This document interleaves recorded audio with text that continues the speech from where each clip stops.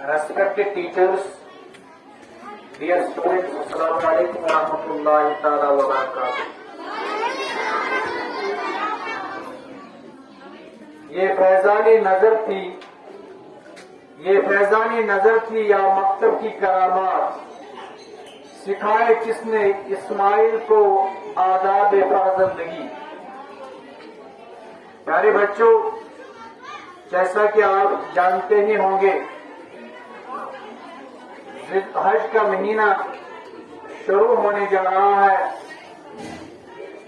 اس مبارک مہینے میں اللہ رب العزت کی طرف سے مسلمانوں پہ حج فرض ہوا ہے، اور اسی مبارک مہینے میں مسلمانوں کو حج اور طواف کعبہ اور حج کے باقی ارکان ادا کرنے ہوتے ہیں۔ اس کے ساتھ ساتھ اس مبارک مہینے میں یوم النحر یعنی کہ قربانی کی جاتی ہے، اور اللہ رب العزت سورہ صافات میں فرماتے ہیں رب ہب لی من الصالحین۔ پیغمبر ابراہیم علیہ السلام نے اللہ رب العزت سے دعا مانگی بڑھے پے کی عمر میں، یا الہ العالمین مجھے آپ نیک فرزند عطا کیجیے۔ اللہ رب العزت فرماتے ہیں فبشرناہ بغلام حلیم، اور ان کو بشارت دی گئی ہے ایک چھوٹے لڑکے کی۔ فلما بلغ معه السعي قال يا بني إني أرى في المنام أني أذبحك فانظر ماذا ترى۔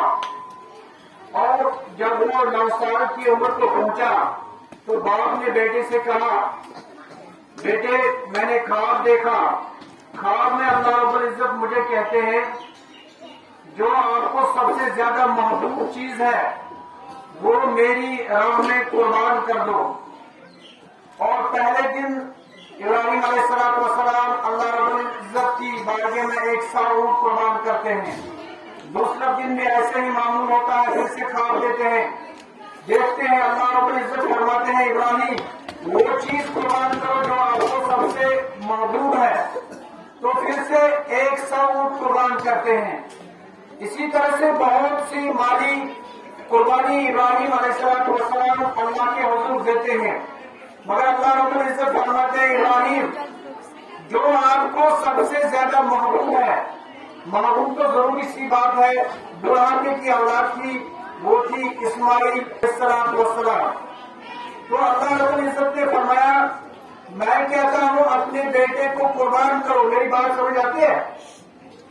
اللہ رب العزت فرماتے ہیں اپنے یعنی کہ جو ارجمند آپ کا ہے، لب کی جگر ہے، اس کو میری راہ میں قربان کر دو۔ یہ کہ کون باپ ہوگا کس باپ کے جگر میں ایسا دل ہوگا جو اپنے بیٹے کے گلے پہ چھری چلائے۔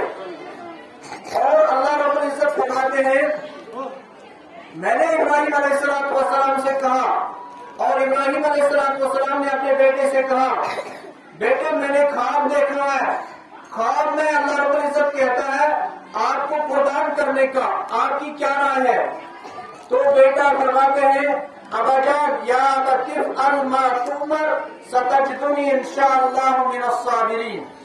ابا جان آپ مجھے واقعی تو انشاءاللہ مستعد صبر کرنے والوں میں پاؤ گے، اور آپ کو جو حکم اللہ تعالیٰ کی طرف سے عائد ہوتا ہے میرے ابا جان ابراہیم علیہ السلام آپ کو کر دیجیے۔ اور پھر اللہ رب العزت اس مبارک صورت میں آگے یہ چیز فرماتے ہیں جب انہوں نے اپنے بیٹے کو لیا اس وادی کی طرف، اور اللہ رب العزت کی طرف سے پیغام آیا، کیا پیغام آیا؟